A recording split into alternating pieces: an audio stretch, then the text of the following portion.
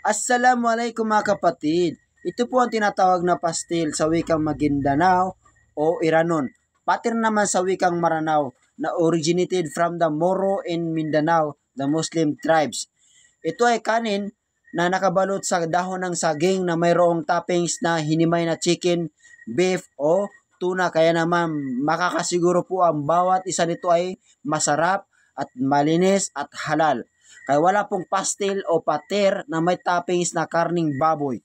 Pang-insulto, pambabastos at pambababoy sa Moro Muslim culture. Ang pastil at pater po kasi ay nakatatag sa tao na ito ay halal talaga. Dahil bilang mga Muslim, ang maingat kami po sa pagkain namin kinakain. Ayon lamang sa pinahintulot ng Diyos, Allah subhanahu wa ta'ala. Sa kadahilanan ito ay may kinalaman din sa pagsamba at iniwasan naming kainin ang mga pagkain pinagbabawal. Naniniwala kami na ang lahat ng pinahintulot ng Allah ay nakakabuti at ang lahat ng pinagbabawal ng Allah ay makakasama sa kalusugan ng kanyang mga nilikha.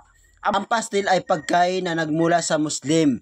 Katulad din ng biryani, original niyan ay galing sa India na mga Muslim na pinasikat ng mga Arabo countries.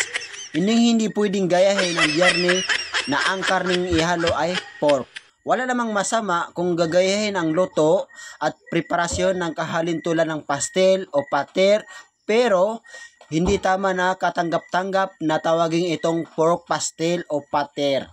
Pwede namang bigyan ng ibang pangalan o katawagan bilang respeto sa aming mga Muslim na siyang nag-imbento at nagsimula ng pastel o pater na naging bahagi ng aming kultura at pamumuhay.